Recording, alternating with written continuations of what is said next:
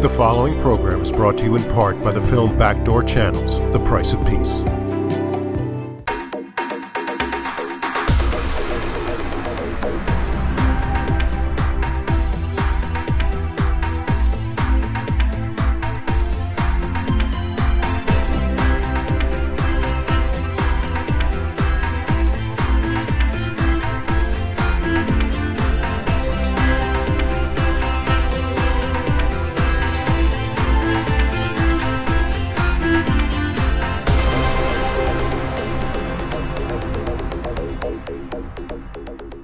Welcome to another Leon Charney Report. We have a really eclectic and exciting show tonight.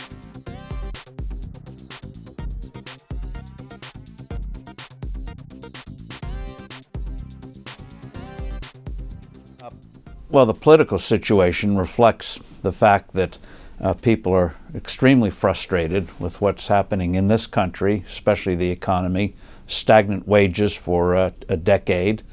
And then the feeling, too, that overseas things are falling apart.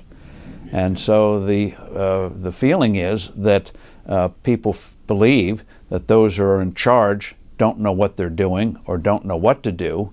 And if they know what to do, they don't know how to do it. And this is why there's such contempt for the political class, why people are willing to entertain outsiders, and why I think candidates have to do more to put real, bold, substantive proposals on the table the way Ronald Reagan did back in 1980. You know, back in 1980, Reagan proposed a 30% across-the-board income tax cut, rebuilding the military, and pursuing what President Carter started in terms of deregulation. And it worked. The U.S. quickly came back, and if we do just 3 essential reforms, you would see this country come back very quickly. But none of the candidates have put that on the table in a coherent way yet. I think the current situation is accumulation of, starting in the early part of the last decade, under a Republican, the deliberate weakening of the dollar. We should have learned from the 1980s, when you deliberately weaken a currency, you deform the marketplace. You always get commodities zooming up. You remember from the mid-1980s to the early part of the last decade, the average price of a barrel of oil was a little over $21. Then it went over $100. All commodities went up. We had people put also money into hard assets, and that's why we got this housing bubble. We saw the same thing back in the 1970s. Oil, when we weakened the dollar, oil went from $3 to almost $40 an ounce. Then Reagan and Volcker killed that terrible inflation, and oil went down, crashed down to $10, and then stabilized at $20 to $25. So when you have a weak currency, and then you have taxes going up, which they have under President Obama, you put in massive new regulations, you get a stagnant economy. We're like a baseball player that can't hit above 250, or a car that can't get out of second gear. And people are frustrated. They fear this new normal of stagnant wages, sluggish growth. And the reason we have this is because of bad economic policies. The good news is mistakes can be corrected, and I think eventually we will correct those mistakes. People have, for a number of years, have felt that the country's not going in the right direction, and it is a combination of what is happening here at home in terms of the economy, in terms of feeling that things are spinning out of control in various cities in terms of crime, and overseas, around the world. It looks like everything is falling apart. China's growth is slowing. Japan's in a recession. Europe is sluggish. And you look at the Middle East, falling apart. You look at the refugee crisis, the worst since World War II. You look at the Chinese, very aggressive in the South China Sea, putting out their man-made islands as a taunt to us. You have Putin seizing Crimea and then going into Ukraine, and people feel nothing is stopping them. You have North Korea just kidnapped an American. You know why that has happened? Because the North Koreans figure after a while we'll pay, as we did with Iran. With Iran, we paid $1.7 billion to get those 4 Americans out, that we'll pay to get this American out. So people feel that everything is spinning out of control. And that's why it cuts across both parties. Independents, Democrats, and Republicans alike are not happy with what is unfolding here. Well, in terms of Vladimir Putin and Russia, Putin sees that there's a vacuum out there, and when he thought that that his hand-picked puppet in Ukraine was overthrown, he decided he was going to move in, and his seizure of Crimea was very popular inside Russia. So it's a way of shoring up popularity when the rest of the economy is not doing well. Then he goes into eastern Ukraine and is establishing a beachhead there. Moldova and other neighbors, Poland, the Baltic states, now feel threatened by Putin may make a move on them, and they don't feel anything's going to stop them. Now, sanctions have been put on some of the oligarchs, which has hurt. The Russian economy, which Putin let become too dependent on oil and natural gas, the collapse of oil prices has hurt a lot. But when you have a collapsing economy or hurting economy at home, the temptation is to divert people's attention by doing some adventures outside of Russia. And that's the danger we have for the next year until we get a new president who hopefully will draw a line that means something. And so Putin sees a vacuum. He's going to move into it. The Chinese see a vacuum. They'll move into it. The bad guys in the Middle East and elsewhere see a vacuum. They'll move into it because they feel, even though we're stronger than they are, that we're not going to react. When President Obama put that red line in the sand on Syria over the use of chemical weapons, and then everyone thought there were going to be retaliatory air raids. The air raids didn't take place. The Russians moved in, and people then concluded Obama's word means nothing. They have nothing to fear from him. He'll use drones once in a while, but in terms of a real sustained effort, no. And this doesn't mean we have to be policeman of the world or try to recreate everyone in our image, but it also doesn't mean we ignore the rest of the world and try to wash our hands of it. And the president keeps compounding this, trying to close Gitmo, Guantanamo Bay. Here we just had 3 bad thugs, felons, escape from a high-security jail in California. People fear that if we bring these terrorists and put them here in the U.S., we're going to have those kinds of situations. So Guantanamo is great in the sense that it isolates these people. There's no way to escape unless you want to go to Cuba. But the feeling is that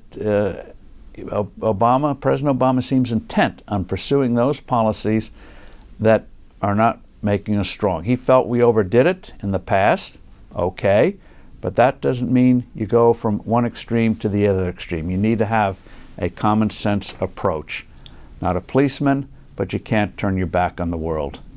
Well, in the situation we have today, first of all, we have to keep in mind, in terms of the presidential race, hard as it is to believe, but in a presidential race, candidates don't look presidential until they take the oath of office, and perhaps not even then until they leave office, like Harry Truman. So they look all too human. I remember in the late 1970s when Reagan was going to run, people said, oh, this guy is too old, a crazy guy from the West Coast, has to read from cue cards, and he was underestimated. So I keep that in mind, a little point of humility. Then, so you look out there, I think that there's a growing consensus, certainly on the part of Republicans. We need a more sensible, stronger, purposeful foreign policy. And on the side of the Democrats, even though Secretary of State Clinton and Senator Sanders seem to be now saying they want to wash their hands of the world, I think most congressional Democrats know that we have to change course. So I think we'll get a change in January. On the tax side, the good news is among Democrats and Republicans is there now is a consensus for the need to simplify at least the corporate side, the business side of the tax code. I think after this campaign there'll be a national mandate to simplify the personal side. Virtually every Republican candidate either has a flat tax proposal or a real proposal to radically simplify the tax code. So while the campaign now looks like a bad reality show, Elm Street, Freddy Krueger coming along, I do think that by November there'll be serious mandates, and I think the country, as it's done before, will correct itself starting next year. I've been long an advocate of the flat tax because I think the current federal income tax code is beyond redemption, beyond saving. A couple of years ago, the head of the tax writing committee in Congress, in the House of Representatives, who's now retired, a fellow named Dave Camp, spent a couple of years proposing a bill to simplify the tax code, the existing tax code. When he unveiled it a little over a year ago, it ran to 997 pages. If you need 1,000 pages to simplify something, you've got a problem.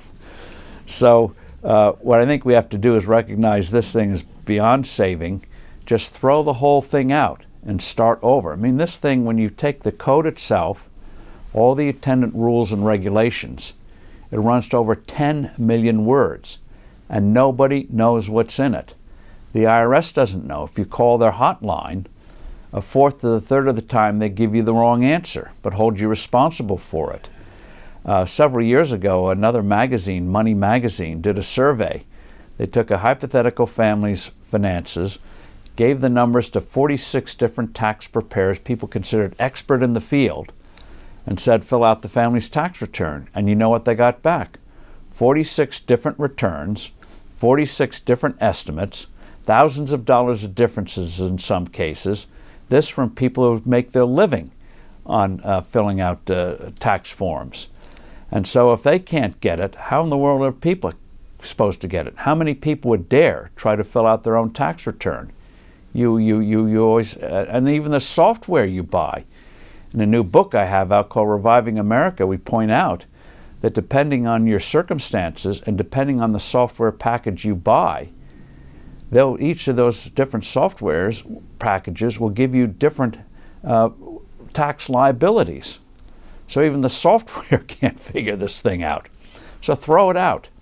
And we, in the book, we propose a simple flat tax, 17%, generous exemptions for adults and for children. A family of 4, for instance, would pay no federal income tax on their first $52,800 of salary, no tax on your savings, no death taxes. I've always believed you should leave the world unmolested by the IRS. And on the business side, lower the top rate from 35 down to 17%. Have instant expensing of capital. And this way, you could literally fill out your return, personal return, on a single sheet of paper or a few keystrokes on your computer. And it's not theory. Over 30 countries around the world have variations of the flat tax, and it's worked very well. And some people say, well, why not have 2 rates or 3 rates? Well, as you remember, back in 1986, we simplified the code, threw out a lot of tax shelters, put in 2 tax rates, then 15% and 28%. But they kept the basic code. And within a few years, it was back to being a mess again. Putting 2 tax rates together is like putting 2 rabbits together. They breed, they multiply. And so that's why we should have a single rate. That way everyone can see if they make a change, it's going to hit everybody. I think that kind of transparency is the best way to preserve the thing. But the simpler, the better. And it's also, Leon, a moral issue. The IRS estimates we spend 6 billion hours a year filling out tax forms. Experts estimate that we spend $200 to $300 billion a year complying with this code. Can you imagine? Just go back 20 years. Can you imagine if you add up all those billions of hours, tens of billions of hours, all the trillions of dollars and all the immense brain power that has gone into complying with this code. Imagine if all those resources, brain power, trillions of dollars had gone for new products, new services, new medical devices, new cures for diseases, how much better and richer all of our lives would be. So it's not just simplifying a code, that's always nice, but it's also a moral issue in what it's cost us to have this useless, corrupting code out there that brings out the worst in all of us. Get rid of it, start over. Will Donald Trump be the nominee? In that question, you leave out a critical word. Which party? Republican? Will he run as an independent if he doesn't get the Republican nomination? I'll answer the question, but I do so with a sense of humility, as no one could have predicted how this presidential race has evolved. So I don't think Mr. Trump will get the Republican nomination, but I will say that if he wins the Iowa caucuses and the New Hampshire primary and then now South Carolina primary, the first three contests, he will get the nomination. He will be impossible to stop unless he implodes himself.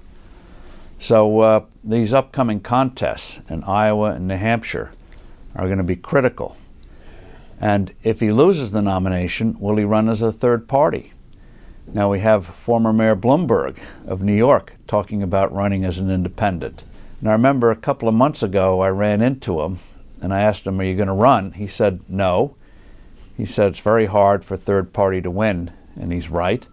But then he said, but if the nominees are Trump and Bernie Sanders, he said, I will run and I will win. So he's waiting till March to see if Trump will get the Republican nomination. And if Hillary Clinton is knocked out of the race and Bernie Sanders looks like he'll get the nomination, Bloomberg will run as a third party. And maybe somebody else will run as a third party as well in this kind of a crazy mix.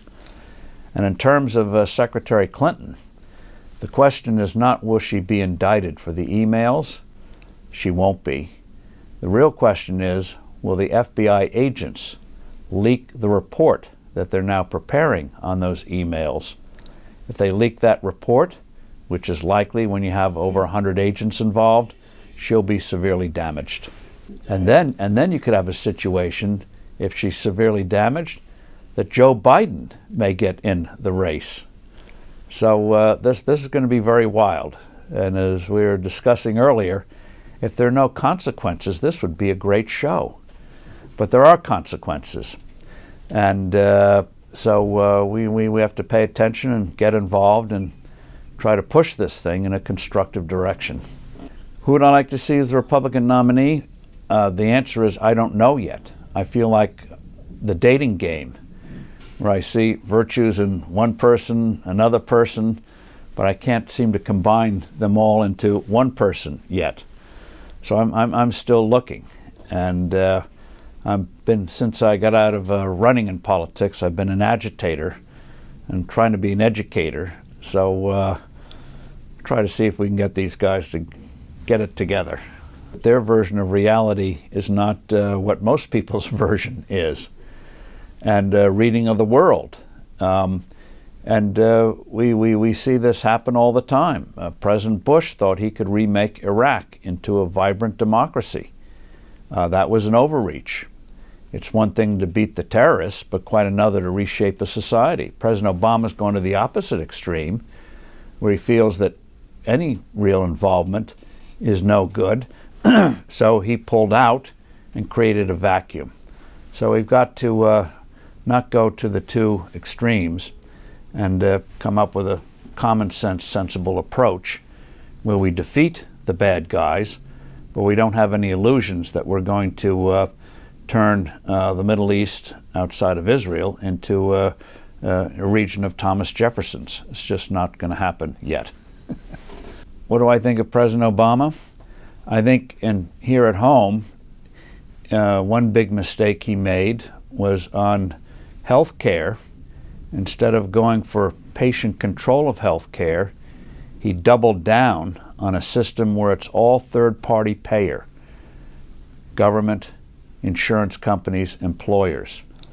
And when you have a disconnect between providers and consumers, you get a crazy market, a deformed market. And the proof of it is, if you go to a clinic or hospital and you ask what the treatment is going to cost in advance, you get a very strange look. It means either one of two things. Either you're uninsured or you're crazy. Why would you want to know the price?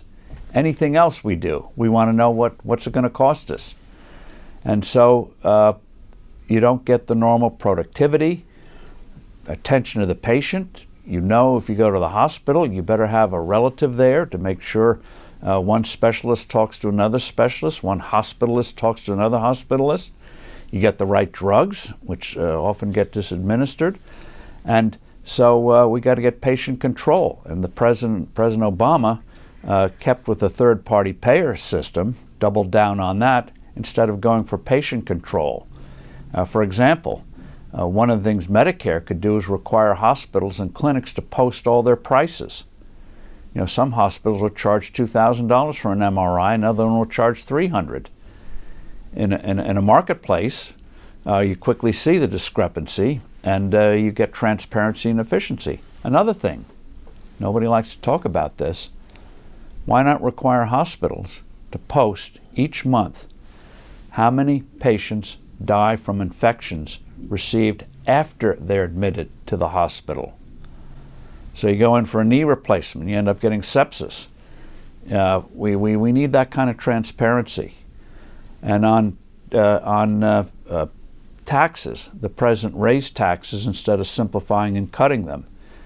And on monetary policy with the Federal Reserve, the mistakes that began 15 years ago are still being continued. And we need a stable dollar. I mean, an unstable dollar is like a clock that can't tell time right. It's very, very, very disruptive. And overseas, President Obama's vision was that the U.S. could withdraw from the world. He thought that we just made things worse. And so, again, you don't want the idea that we can remake the world in our image. That rarely can happen. We did it with Japan and Germany after World War II, but that was after a huge war. We're occupying them, and both of those countries knew they had to make big changes. That was not true in the Middle East. And so we don't want that extreme. We don't want the extreme we have today. We need a sensible, purposeful approach. So it was a lot of missed opportunities. And I hope the next president, whoever that might be, will start to get things right. And I think it will happen. I think it will happen. Well, one of the things that's unique about the United States is not that we don't make mistakes, we do. But unlike most other societies, we eventually correct them and move forward. You look at Japan, which has been mired in a virtual recession for 20 years. They still can't seem to break out of it. They get spurts and then they go back down again. We don't do that. We're too much of an experimental people. Practical people. If something doesn't work, let's try something else. My new book is called Reviving America: How Repealing Obamacare, Reforming the Federal Reserve, and Replacing the Tax Code will restore hope and prosperity for this country. The big three reforms. And if we get patient control of health care, such as nationwide shopping for health insurance, so you have hundreds of companies competing for your business instead of a few allowed by each state, those transparency moves we talked about in terms of prices and performance. If we get those kind of changes where you can choose your own insurance policy that meets your particular needs. For example, I don't need pregnancy services, and yet they force me to buy them. It's crazy. And so get the patient control of health care, simplified tax code. You can just do it a few keystrokes, and get a stable dollar, like 60 minutes in an hour. This country will come roaring back, and we lay out very simple, basic form how it can be done. The book just came out, Reviving America, published by McGraw-Hill.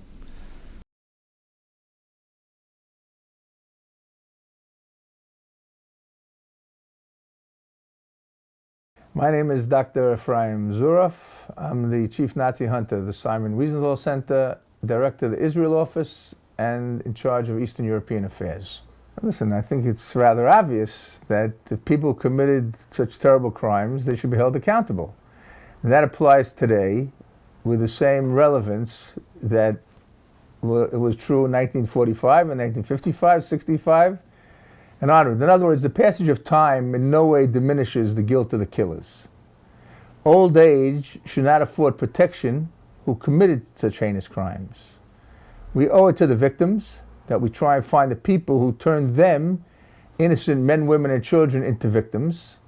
And I think that it sends a very powerful message about the significance of the Holocaust and the horrors of the Holocaust, that to this day, we're trying to bring these people to justice, and we're even succeeding. Add to which, these trials, when they're held today, are important in the fight against Holocaust denial and Holocaust distortion. And I would just add, from my personal experience, these are the last people in the world who deserve any sympathy whatsoever, because they had no sympathy for their victims, some of whom were older than they are today. And one last point, some people often ask me, Dr. Zuroff, so many years have passed, the people who committed the crimes are probably sorry. So here's the bottom line. In my experience, I've never met or encountered a single Nazi war criminal who ever expressed any remorse or contrition. I'm the most hated Jew in the Baltics because for the last 25 years, I have been urging them to admit the enormous extent of their complicity with the Nazis, collaboration with the Nazis, and their role in Holocaust crimes, and bring those people who have not yet been prosecuted and are still alive and healthy to the bar of justice. And basically, I put up a mirror to them, and they don't like what they see. So you've heard of the kill the messenger syndrome? That's basically the way they feel. If you read the talkbacks every time that there's an issue relating to these, World War II Holocaust stories, and you read the talkbacks in Estonia, in Latvia, and Lithuania, it's, Zuroff to the wall. Okay, let's start with three factors. And that is, before I give you the three specific elements of Baltic collaboration, I want to say a few words about collaboration with the Nazis in general. Okay? In every country occupied or allied with Nazi Germany, the Nazis tried to enlist local helpers. There were three reasons for this. One ideological reason and two practical reasons. The ideological reason was that they wanted to show that everyone supports the measures being taken against the Jews. The practical reasons were, first of all, shortage of manpower. Remember that the Nazis were ruling an area from the Atlantic Ocean to the gates of Moscow, from the North Sea to the Mediterranean. It's an enormous area, and they were short on manpower. Every local person enlisted frees a German and Austrian to go where they're needed. Okay? And the other thing was, they're about to launch a mass murder operation. They come to a country like Lithuania or Latvia or Ukraine. They don't know the local language. They don't know the local geography, topography. They need local help to be able to carry it out. Okay? Now, what makes the situation in Eastern Europe unique in terms of collaboration is that everywhere outside of Eastern Europe, collaboration ended at the train station or at the harbor. In other words, the people who helped the Nazis in France, Belgium, Holland, Italy, Norway, Greece, etc., helped implement the initial stages of what we call the final solution, defining who is a Jew, robbing the Jews of their property, preventing them from earning a livelihood, all sorts of discriminatory legislation, and in some cases putting them into certain quarters of the city or of a certain area, and then arresting them and putting them on trains to be sent to be killed somewhere else. In Poland. In other words, the Vichy police were not the ones who carried out the murders. They were the ones who made the murders possible. Okay? The same for the Dutch, the Italians, the Greeks, the Norwegians, etc. But in Eastern Europe, in many of the countries, the local Nazi collaborators were integrated into the mass murder operation. In a country like Lithuania, where 96.4% of the Jews who lived under the Nazi occupation In other words, out of 220,000 Jews who lived under the Nazi occupation, 212,000 approximately were murdered. You can't understand a figure like that without knowing about the extent of local collaboration. And by the way, it's a collaboration that encompassed all strata of Lithuanian society. Today, Lithuanians sometimes admit that there were some Lithuanians who killed Jews, but they always ascribe that or attribute that to marginal elements of society, hooligans. But the truth of the matter was, it started from the intelligentsia, it started from their politicians, even before the war, the incitement against the Jews. Okay? And you had doctors and lawyers and school principals, and veterinarians and pharmacists in the provincial places who helped murder the Jews. Now, but let's talk about the three characteristics of Baltic collaboration. One is extensive participation, active participation in mass murder. Second, foreign Jews were brought to Lithuania, Latvia, and Estonia to be murdered there by the Nazis and the local collaborators. And third, local security police units were sent from Estonia, Latvia, and Lithuania to Belarus, mostly to Belarus, but in some cases to Poland as well, to help murder Jews there. So in other words, when you talk about Baltic collaboration, you're talking not only about the horrific murder of their own Jews in their country, you're talking about the murder of foreign Jews who were deported to Lithuania, to Latvia, to Estonia, to be murdered. You're talking about local police units being sent outside their home countries to help murder Jews elsewhere. Now this is something that is really, obviously, a very, very difficult subject for these people to absorb. Because remember, until 1991, these people were either part of the Soviet Union, like in the case of the Baltics, or countries like Hungary, Romania, under communist domination. The communists had their own read on World War II, the Great Patriotic War. The colossal struggle of the ideological titans, Nazism versus communism. Communism won, okay? They refused to admit that the Jews had been a target, and a primary ideological target of the Nazis throughout the existence of the Soviet Union. And you know what? I'll tell you the story of Babi Yar. It's very, very illuminative. Okay?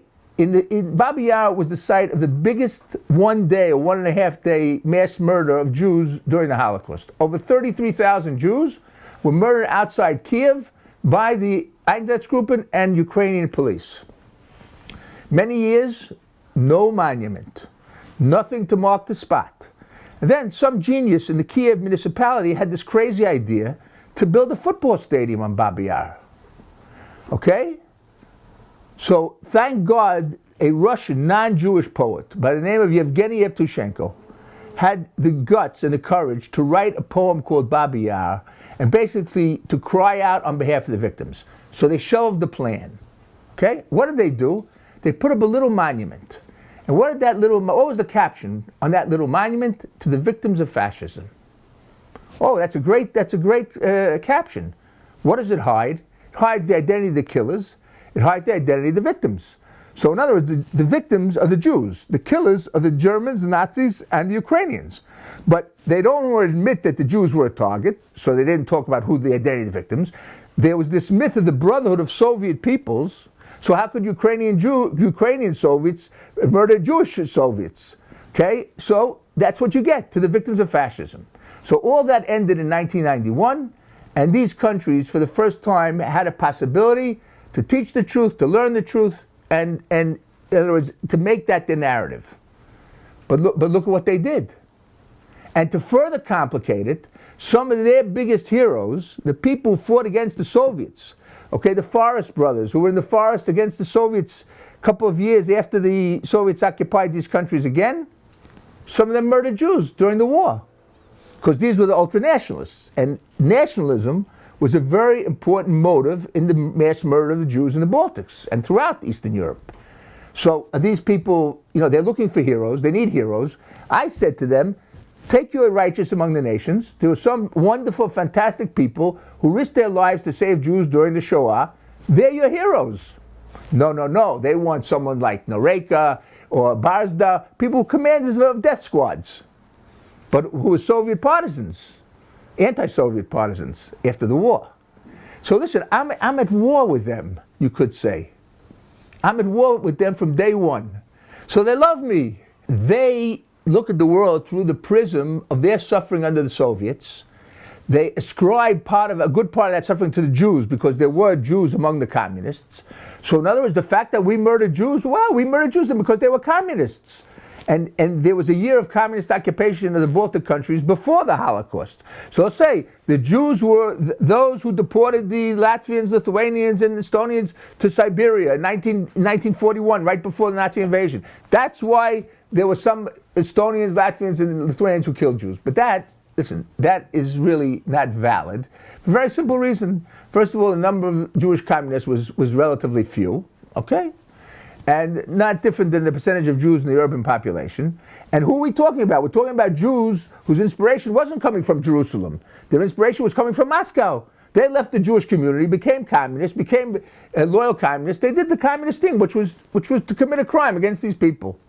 So, in other words, this is merely an excuse. And one of the things that they're trying to do now, and it's a phenomenon I call Holocaust distortion, which is very, very dangerous now, more dangerous than Holocaust denial.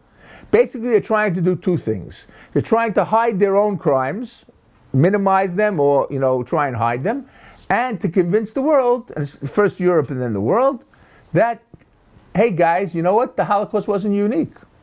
Communism was just as bad, or maybe even worse, than Nazism.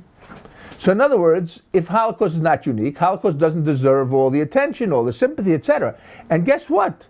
If communism is genocide, which they're trying to say, and this was what we call also the double genocide theory, in other words, there were two genocides, one by the Nazis against the Jews, and one by the communists against the peoples of Eastern Europe.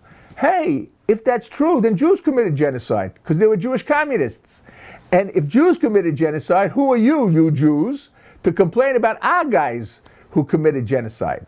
I answer that, first of all, with the historical facts.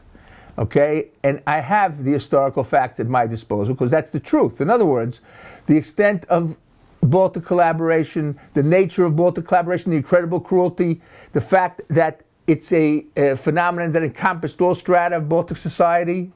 Okay, and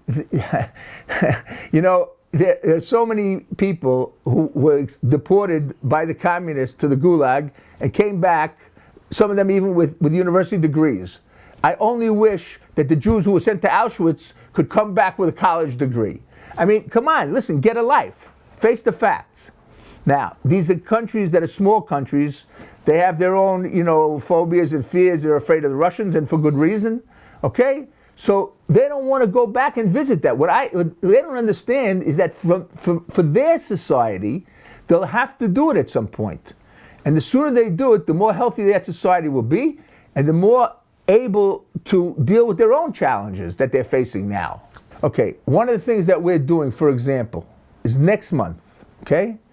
January 26th, the day before Holocaust Memorial Day, International Holocaust Remembrance Day, we're launching a book. I'm launching a book that I wrote together with a Lithuanian author, the most famous writer today in Lithuania, a woman named Ruta Vanagaitė, whose last book, for example, was #1 on the bestseller list in Lithuania for the last 10 months, not connected to the Holocaust. And her story is very interesting. 2 years ago, the KGB archives were opened up in Vilnius. And the KGB archives have the records of all the post-war trials. And she suspected that some of her relatives might have been involved in killing Jews. And she went to the archives and she found out that her suspicions were correct. In other words, she discovered that her grandfather and her aunt's husband were both involved in the persecution, murder of Jews, not by pulling the trigger, but in some way. Okay? She was traumatized. She was absolutely shocked and horrified. And she was looking for a way to atone for this horrible truth that she found out. And to make a long story, I don't want to go into the details, she found me. I mean, I'm the sort of the lightning rod that attracts all this hatred and everything like this. And she decided that she wanted me to invite me to speak in a conference that she was running on Holocaust education, which was part of her program called Being a Jew, which was part of her seeking a way to make up for the horrible things that her relatives did. So she invited me to speak in Vilnius. I was in shock. I hadn't been invited to speak there in, I don't know, maybe 23 years or so. And I couldn't go, I couldn't speak because I was already scheduled to speak in the States, a whole bunch of places. But March 11th, this past year, I went to monitor and to protest against the neo-Nazi march in Vilnius. And I said, listen, if I'm already in Vilnius, let me meet this gal. Let me see who she is. So we met. I was in shock. She's the first Lithuanian I ever met who admitted that her relatives had killed Jews. I said, listen, this is amazing. Listen, you are a person who has credibility in Lithuania. You're the most famous writer in Lithuania. And we decided we have to do something together. And what eventually evolved from our discussions was a decision to visit mass murder sites. And we chose the mass murder sites based on our biographies. I chose half, she chose half. And the name of the book we're publishing is Musishkai, which means our people, which has a double entendre. My people are the victims. Her people are the killers. Musishkai, journey with an enemy. I'm the enemy, okay?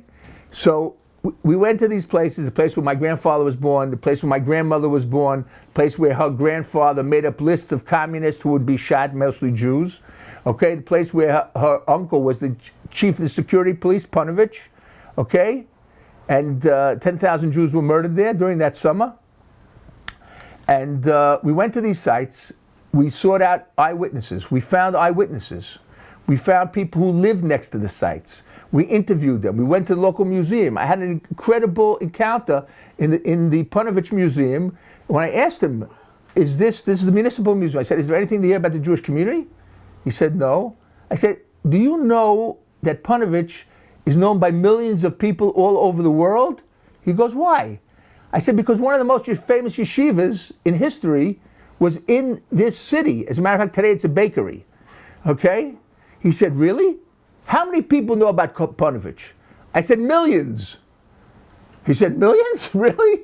I go, yeah. How many millions? And I tell you, he was in shock, and I was in shock. But I mean, this was just so symptomatic. We went to another place in Ukmerge, Vilkomir in Yiddish. More than 8,000 Jews murdered. We go to the museum. Anything about the Holocaust? Yes, we have a whole panel here. Okay, so we go upstairs and we read about what happened. It just doesn't say just missing one thing. Who did it? I'll tell you, the Lithuanians did it. Okay? And this was sponsored by the International Holocaust Remembrance Alliance, who gave them money to tell the story of the Shoah. Okay, they told the story about the Shoah, but not the whole story, of course, because the Lithuanians wouldn't write that. This book is going to bust the whole thing wide open. It's going to break the glass ceiling because, first of all, because Ruta did research in the archives to show how Lithuanian politicians who were sitting in Berlin teamed up with the Nazis and incited the local population to rise up against the Jews. And what the Lithuanians will never admit is we know today, in more than 40 places, Lithuanians physically attacked Jews before the first Nazi showed his face. The book is going to be launched in the building in the middle of Vilna, which was the headquarters of something called the Ypatinga Buris, which was a mass murder squad called the Special Ones. Murdered 70,000 Jews in Ponar, okay, mostly from Vilna, but also from outside Vilna. This is the building. Today is a restaurant. There's no plaque on the building, okay? On the bottom floor, the members of the Ypatinga slept. That was their dormitory. On the second floor was their offices. And in Vilna, you have a lot of internal courtyards. So from there, the trucks left every day from the middle of Vilna to go to Ponar to murder hundreds of Jews. And we're going to come there. We're going to do the launch there. And we have with us a man named Thomas Chernas. Thomas Chernas is a very important figure. He's a national hero in Lithuania because in 1991, the Soviets attacked a customs station on the border with Lithuania and murdered 7 people who were serving there as volunteers in the customs stations, and he was wounded but wasn't killed. He's the only survivor. He became paralyzed, and he became a national hero. And Ruta went to interview him, as well as, by the way, the most charismatic and most popular Catholic priest in the country. And she asked him all the questions. Why don't people tell the truth? When are they going to be able to face the fact? You know, and all these questions. And he gave a fantastic interview, and he's coming with us to help launch the book. And it's going to be very, very interesting to see what happens now and what kind of reaction is going to get. Our sense is it's very much a generational thing. The older people will want to burn the book. Okay? The younger people are open, and all we want is for the people to read the book. The book speaks for itself. And